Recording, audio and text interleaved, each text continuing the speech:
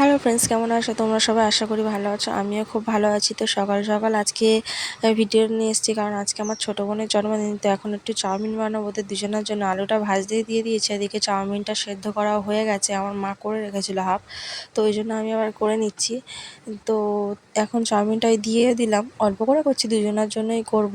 তো করতে করতে আজকে ওদের জন্মদিন জন্য ছোলার আমি আর আমার মেজো বোন কিছু জিনিস বানাচ্ছি, এগুলো রাতে টাঙিয়ে দেবো বলে। যদি এবার মানে কিনে আনতাম, আমি আবার ভাবলাম, আমার মেজো বোনও ভাবলো যে হাতে করলে সেই মজাটা, একটা ভালো লাগা থাকে, ওটা থাকবে না। তো তার থেকে একটু কষ্ট করে হাতেই বানাই। তো ওগুলো বানাচ্ছে, বানাতে বানাতে আমি বললাম ওকে যে তুই বানা, আমি কিছুটা করে দিয়েছি, এই লাভ আর এগুলো সব আমি করে দিয়েছি। এবার একটু তেল বানাতে এসেছি। তেল বলতে গেলে তেল ঠিক নয়, এটা শ্যাম্পু, কিছুটা জবা ফুল কয়েকটা, একটু কালো জিরে দিয়ে এটা ভালো করে ফোটাচ্ছি। এটা গরম ফোটানো হয়ে গেলে এই একটা কালার ছেড়ে দেবে। এই কালারটা ছেড়ে দেওয়ার পরে যে কটা শ্যাম্পু দেওয়া তোমার মনে হয় যে কবার দিনের জন্য বানাবে তুমি সেটাই দিও। আমি তো দুদিনের জন্য বানাচ্ছি, ওই জন্য বেশি না 3টে থেকে 4টে শ্যাম্পু দিয়ে দেবো। তো এটা ভালো করে ফুটিয়ে নিলে কালারটা একদম কালো হয়ে যাবে, জবা ফুলের কালারটা ছেড়ে দেবে। তো কালারটা ছেড়ে দেওয়ার পরে ঠিক এরকমই হয়েছে। এটা এবার ভালো করে ছেঁকে নেব, ছাঁকনি দিয়ে ভালো করে ছেঁকে নেব।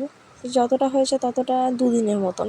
এবার একটু শ্যাম্পু দিয়ে ভালো করে এবার মিক্সড করে নেবো। আমি কিছুটা আগে শ্যাম্পু দিয়েছিলাম, পরে আবার একটু দিচ্ছি। এবার একটা ভালো করে এটা মানে নাড়িয়ে চড়িয়ে সব কিছু করে মিক্সড করে নিয়ে একটা কাঁচের বয়ামে ঢেলে রাখবো, আর কিছুটা যতটা থাকবো ততটা আমি আজকে শ্যাম্পু করে নেবো। তো এই আজকে সেদিন মাসকাবারি বাজার করে এসেছিলাম, আমার মা বলেছিল এগুলো গুছিয়ে রাখতে, তো গুছাবো গুছাবো বলে গুছানো আর হয়নি। এগুলো সেই জন্য বার করে যে গুছিয়ে গুছিয়ে রাখছি। সেন্সোডাইন, কলগেট, এটা কমফর্টের। আমার যেহেতু অনেক বড় ফ্যামিলি, ওই জন্য একটা বড় কমফর্ট না আনলে এটা হয় না। ডেটল, তো এবার হচ্ছে একটা কলগেট, এটা আমাদের বাড়ির সবার জন্য। আর এই যেটা সেন্সিটাইন, ওটা হচ্ছে আমার ছোটো বোনের জন্য। এটা হচ্ছে আমার বাবার তেল, নবরত্ন কুল যেটাকে বলা হয় ওটা। তো এটা হচ্ছে তেল, আমি কিছুটা তেল বানাবো, তোমাদের আবার পরে শেয়ার করবো যে এই তেলটা নিয়ে কি করব। পরে বানাবো, এখন টাইমের জন্য বানাতে পারছি না। তো এবার হচ্ছে এই সাবান দুটো আছে, এই গোদরেজ নাম্বার 1 দুটো সাবান আছে। তো এতটা লাগবে না, এটা 2 মাসের জন্য, ওই জন্য সাবানটা এতগুলো দেখাচ্ছে। আর এগুলোতে 2-3 চেন মনে হচ্ছে হেড অ্যান্ড শোল্ডার শ্যাম্পু আছে। তারপরে হেড অ্যান্ড শোল্ডার বাদ দিয়ে একটা হচ্ছে ক্লিনিক প্লাস শ্যাম্পু আছে। তো হেড অ্যান্ড শোল্ডারটা বাড়ির সবার জন্য, আর ক্লিনিক প্লাসটা আমার মায়ের জন্য। তো এগুলো এখন গুছিয়ে নিই, তারপরে কথা বলছি। তো এবার এখানে এই বক্সটাতে রেখে দেবো হেড অ্যান্ড শোল্ডারগুলো, সব চেনগুলো খুলে কেটে কেটে রেখে দেবো। কারণ যখন স্নান করার সময় তাড়াহুড়োতে আমি অনেকবার দেখেছি তাড়াহুড়ো করে শ্যাম্পু কাটতে কাটতে অনেক শ্যাম্পু ছিঁড়ে যায়, সেগুলো আবার নষ্ট হয়। তো ওই জন্য বক্স এরকম খুলে খুলে কেটে কেটে রাখলে যার যে কটা প্রয়োজন নিয়ে আসে। আমার বাবা বলেছিল যে বড় শ্যাম্পু যে বক্সগুলো হয় সেগুলো নিয়ে আসবে, কিন্তু আমার মনে হয় এগুলোই ঠিক আছে। বড় শ্যাম্পুটা ঠিক হয় না এগুলো, সেই জন্য সব ছাড়িয়ে নিয়েছি। বড় শ্যাম্পুগুলো ঠিক অতটা আমার যেন মনে হয় যে না, অনেকটা বেশি চলে যাওয়া কম চলে যায় বুঝতে পারি। তার থেকে একটা করে পাতা যার যেটা মনে হবে রেখে দিল, পরে আবার নিল। দুটো করে পাতা আশা করি হয়ে যাওয়া যায়।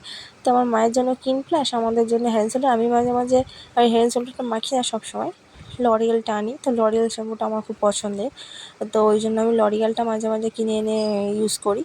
তো এগুলো এটা হচ্ছে না, যে একটা অন্য বক্স দেখতে হবে। এটা যা হয়েছে হয়েছে, একটা অন্য বক্স দিয়ে এটা ঢাকনাটা মেরে দিয়ে রেখে দিই। তারপর একটা অন্য বক্স নিয়ে তাতে আবার কিছুটা রাখবো। এগুলো বাকি আছে, তো সেই জন্য এই বক্সটাই রেখে দিচ্ছি।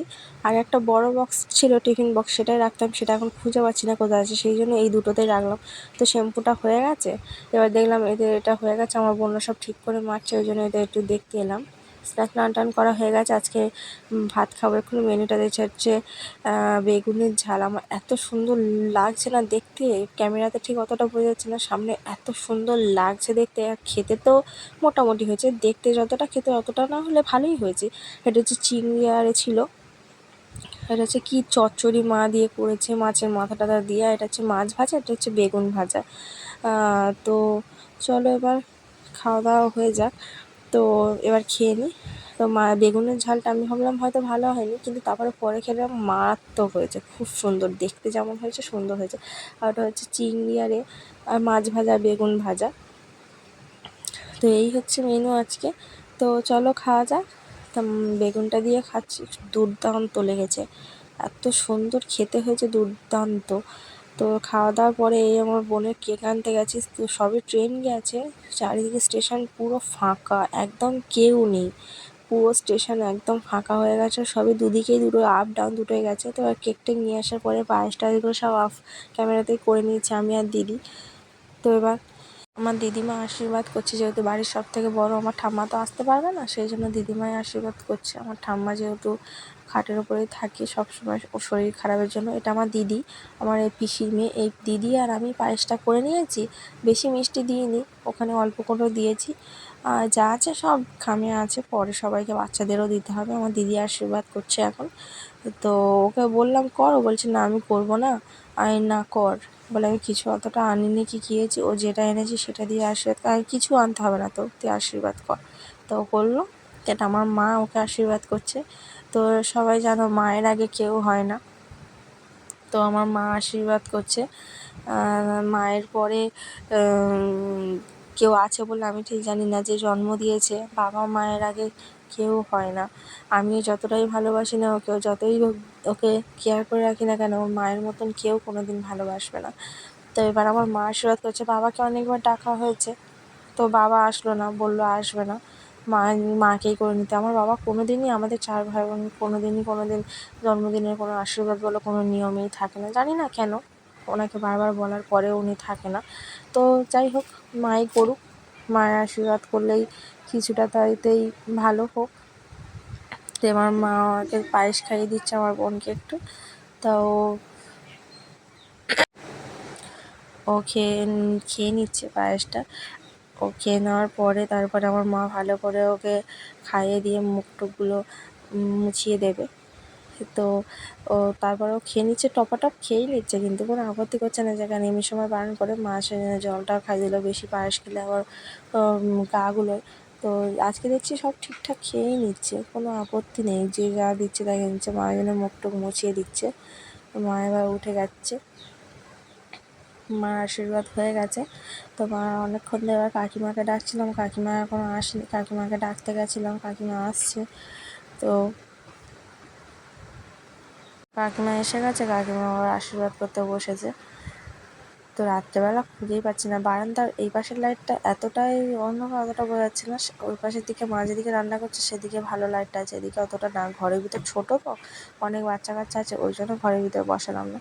তো কাকিমা আশীর্বাদ করছে, কাকিমা আশীর্বাদ করছে, আর আমার বোন মাথার ওপরে যে ফুলগুলো পড়েছে সেগুলো তুলে আবার প্লেটের ওপর রাখছে। আমার ভাই ওই মাথায় হাত দিচ্ছে, ওগুলো সব আবার প্লেটের ওপরে রেখে দিচ্ছে, ওটা আমার ভাই। তো কাকিমা পায়েস দিচ্ছে আমাকে, সব খেয়ে নিচ্ছে, যত পায়েস দিচ্ছে, এমনি সময় খাবো না করে, কিন্তু সব খেয়ে নিচ্ছে। ওটা আমার দিদির মেয়ে, ওকে যতই খেতে বলছি ও খাচ্ছে না, ও কারোর হাতের কোনো দিন জিনিস খায় না, ওকে একমাত্র চেনাশোনা যারা আছে তারা, তো এদের কাকিমাকেও চেনে, কিন্তু অত না, আমি দিলে বা অন্য কেউ দিলে খেয়ে নিতে হয়তো। তো আমার গলাটা একটু ধরে গেছে, যেহেতু আমার শরীরটা খারাপ, তো ওই জন্যে তোমাদেরকে আগেই বলেছিলাম যে আমার শরীরটা খারাপ, ওই জন্য ব্লগ আমি শেয়ার করতে পারিনি। তো কাকিমার পরে এটা হচ্ছে আমার পিসির মেয়ে, ওর নাম পাখি। তো ও এবার আশীর্বাদ করছে, ওকে বললাম আশীর্বাদ কর, বলে আমি করবো না। এই কেন করবি না, করতে যা। আমার নিজেরই একটু হাসি লাগছিলো, আমি কাউকে যেহেতু আশীর্বাদ কোনো দিন করি না, তো ওরা ওই জন্য হাসছে খুব। তো ওকে বললাম যে কর, তো অনেকক্ষণ পরে ও গেল, গিয়ে আশীর্বাদ করছে।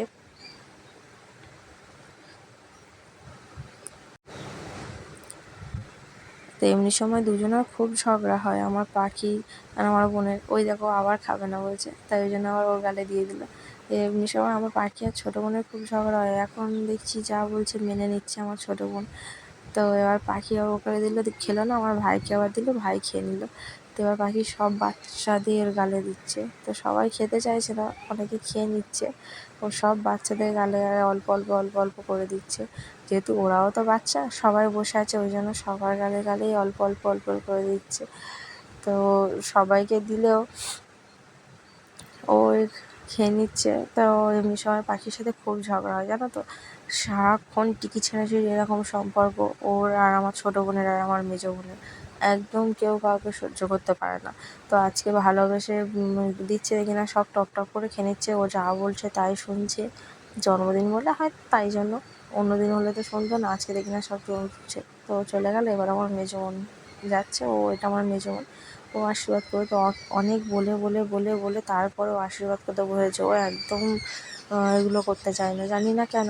এমনি সময় সব সময় হাসবে আর ঠিক সময় সময় এসে ওর রাগ দেখায়, কিসের জন্য রাগ দেখায় তাও বুঝি না। ওই সাদা এ দিয়ে স্টোলার দিয়ে কত সুন্দর হ্যাপি বার্থডে লিখেছে, আই লাভ ইউ লিখেছে, সবগুলোই করেছে। আমি কিছুটা করে দিয়েছি, বাদ বাকিটা ও সব করেছে। সারা দুপুর ভোর স্নান টান করেনি, ওই করেছে। তারপরে সেই বিকেল বিকেল স্নান করেছে।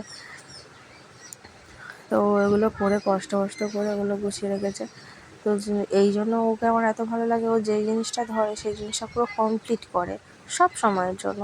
আমি হয়তো হাল ছেড়ে দিলে ও কোনো জিনিসের হাল ছাড়ে না, কিন্তু আমার অত ধৈর্য নেই। তো এবার আমি ওকে করতে বসেছি।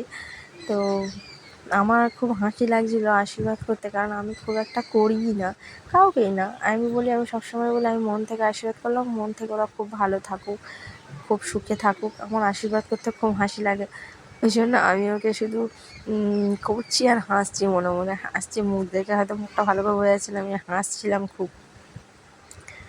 তো ওই জন্য অল্প করেই দিলাম, কারণ আমি জানি তো ও কতটা খেতে পছন্দ করে না। তো পছন্দ না করলেও অল্প অল্প করে দিয়েছি। ওর জামাতে একটু পড়লো, সেটা আবার তুলে দিলাম, এবার জল খাইয়ে দিলাম। তো জলটা খেয়ে নিয়ে এবার আমি ওকে একটু ভালো করে আশীর্বাদ করে উঠে গেলাম। তা উঠে যাওয়ার পরে এবার আমি বললাম কেকটা কাটিং করে নে। আমার দিদির মেয়ে আরও কেক কাটিং করে নিচ্ছে। তো ওই জন্য আমার দিদির মেয়েকে তো বারবার বলছি, ও তো ভয়তে, জানি না এত বাচ্চা আসে না কোনো দিন, আজকে কেন এসছে। আমি বলছি মিমির জন্মদিন, মা হাতটা ধরো, তা ও ধরলো একটু, তারপরে আবার ওরা নিজেই কেটে নিচ্ছে কেকটা।